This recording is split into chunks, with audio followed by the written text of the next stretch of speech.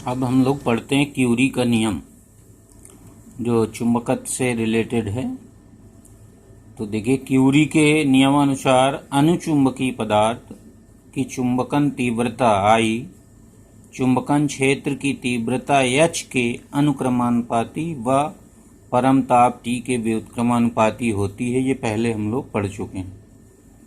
जहाँ पर हम लोग कायम के बारे में पढ़े थे वहाँ पर हम लोगों ने देखा था। तो यहाँ पर I प्रोपोर्शनल H/T हो जाएगा।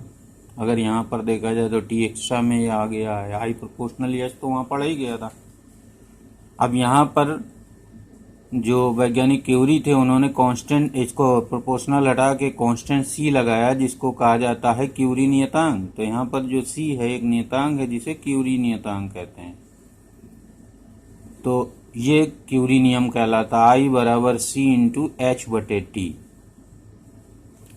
और यहाँ पर यह नियम H/T के बहुत अधिक मान के लिए लागू रहता है। जब H/T का मान बहुत हो तब भी ये नियम लागू रहता है, अर्थात I प्रोपोर्शनल H/T तब भी होता है। अब यहाँ से हम लोग पढ़ चुके हैं। अभी इसके पहले हम लोगों ने I/H को कायम कहा था, चुंबकीय प्रवृत्ति या चुंबकीय सुग्राहिता। तो यहाँ पर I/H को कायम से रिप्लेस कर देंगे। तो यहाँ पर जो H को अगर नीचे यहाँ भगा लाओ तो वहाँ पर कायम लिख लेंगे। तो कायम बराबर बचेगा केवल C इंटू 1/T। तो अब अगर C चूंकि ऑलरेडी कांस्टेंट है, जिसको क्यूरी कांस्टेंट कहा गया, उसको हटा दें तो यहाँ प्रोपोर्शनल बन जाएगा। तो कायम प्रोपोर्शनल 1/T हो जाएगा। तो अब यहाँ से ये भी कह सकते हो कि जो चुंबकीय प्रवृत्ति होती है, चुंबकीय सुग्राहिता होती है, वह अनुचुंबकीय पदार्थों की वह उसके परमताप के परमताप T के व्युत्क्रमानुपाती होती है। तो इसको भी हम क्यूरी नियम ही कह सकते हैं, क्यूरी नियम ही कहा जाएगा इसको। अब क्यूरी ताप समझिए।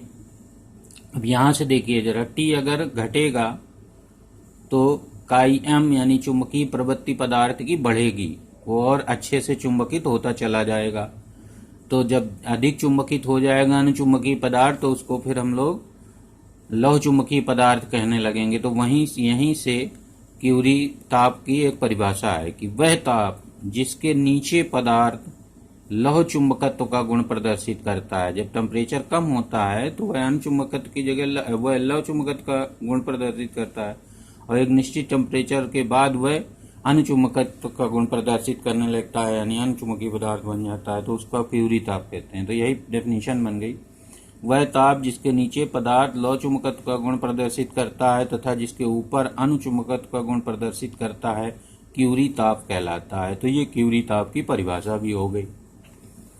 क्यूरी ताप हो गया। आप क्यूरी ताप जैसे कुछ लौह चुंबकीय पदार्थों का देखिए, कोबाल्ट का क्यूरी ताप 1121 डिग्री सेल्सियस है। अर्थात कोबाल्ट को अगर इतने डिग्री तक आप गर्म कर देंगे तो वह अनुचुंबकीय पदार्थ में बदल जाएगा। इसी तरह Fe का है, और Fe लोहे का 770 डिग्री सेल्सियस है, और निकिल का क्यूरी ताप 358 डिग्री सेल्सियस।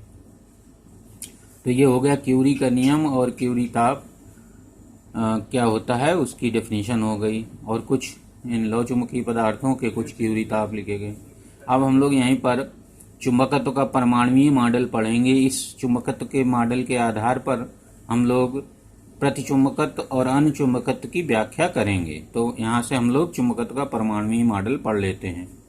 तो परमाणुीय मॉडल चुंबकत्व का देखिए क्या है। ये पहले भी थोड़ी सी जानकारी दी जा चुकी है। तो ये हम पढ़ चुके हैं कि पदार्थ परमाणुओं से मिलकर बना होता है। परमाणु में एक नाभिक होता है जिसके परितः इलेक्ट्रॉन वृत्तीय कक्षा में परिक्रमण किया करते हैं, और साथ ही इलेक्ट्रॉन चक्रण भी करते हैं, अर्थात घूमते हुए आगे बढ़ते हैं। कक्षीय परिक्रमण करते हैं और साथ ही चक्रण। तो जब चक्रण, जैसे पृथ्वी है, सूर्य के परितः 24 घंटे में एक चक्कर घूम लेती है अपनी धुरी के परितः, और आगे भी बढ़ती है। 365 दिन में एक चक्कर लगा लेती। तो 365 दिन में जो एक चक्कर लगाती है उसको कक्षीय परिक्रमण कहते हैं, और 24 घंटे में जो एक राउंड कर लेती है अपनी अक्ष के परितः उसको चक्रण कहा जाता है। तो ठीक इसी प्रकार कल्पना की गई परमाणु में कि नाभिक के परितः जो इलेक्ट्रॉन घूमते हैं वह दो प्रकार से गति करते हैं, कक्षीय परिक्रमण और चक्रण, दोनों गतियां करते हैं। अब कक्षीय परिक्रमण करता इलेक्ट्रॉन धारा लूप बनाता है, ये हम लोग पहले कैलकुलेट भी कर चुके हैं कि कक्षीय परिक्रमण के कारण जो धारा लूप बनता है किसी इलेक्ट्रॉन का, उसका जो चुंबकीय द्विध्रुव आघूर्ण होता है EVR/2 होता है। तो ये कक्षीय परिक्रमण करता इलेक्ट्रॉन धारा लूप बनाता है। अतः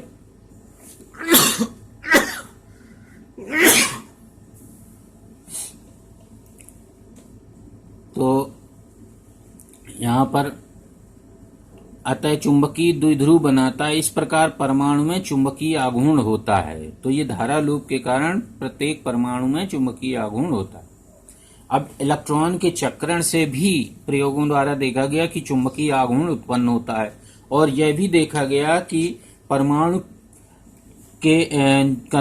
का जो चुंबकीय आघूर्ण होता है वह अधिकांश इलेक्ट्रॉन के चक्रण से ही उत्पन्न होता है। इसमें कक्षीय परिक्रमण से उत्पन्न चुंबकीय आघूर्ण का योगदान बहुत कम होता है। यानी कक्षीय परिक्रमण से चुंबकीय आघूर्ण नहीं उत्पन्न होता ज्यादा, चक्रण से बहुत ज्यादा। तो जो भी परमाणु का चुंबकीय आघूर्ण होता है, चुंबकीय द्विध्रुव आघूर्ण, वह इलेक्ट्रॉन के चक्रण के कारण होता है।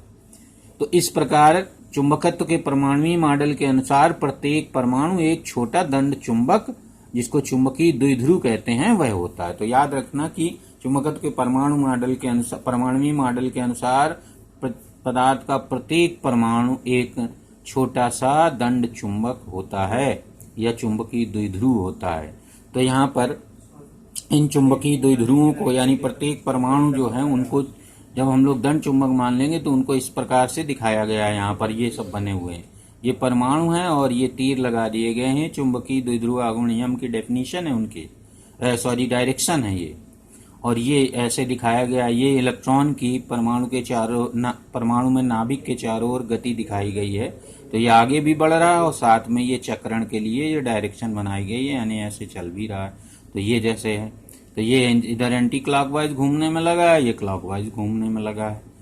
इसका चक्रण क्लॉकवाइज है और ये एंटी क्लॉकवाइज चक्रण है। तो इस प्रकार चक्रण करते हुए आगे बढ़ता है। चक्रण से ही समचुंबकीय आघूर्ण उत्पन्न होता है। इसका कक्षीय परिक्रमण से बहुत कम उत्पन्न होता है। तो इस प्रकार ये जो पदार्थ के अंदर जो परमाणु हैं वो सब के सब छोटे छोटे दंड चुंबक की भांति मान सकते हैं। और अब यहाँ पर दंड चुंबक में जो चुंबकीय अक्षें कहलाती हैं, ये जो यम की डायरेक्शन दिखाई गई है, इसको चुंबकीय अक्ष कहते हैं। तो चुंबकीय अक्षें जो है अविविन्यस्त हैं, इसलिए जो नेट चुंबकीय आघूर्ण होगा पदार्थ का वो 0 होगा यहाँ से, क्योंकि कोई इसका निरस्त हो जाएगा अपोजिट वाले का इसका। इस तरह से नेट चुंबकीय आघूर्ण सामान्य अवस्था में पदार्थ का 0 होता है। अब इसी के आधार पर हम लोग अनुचुंबकत्व और प्रतिचुंबकत्व की व्याख्या पढ़ेंगे।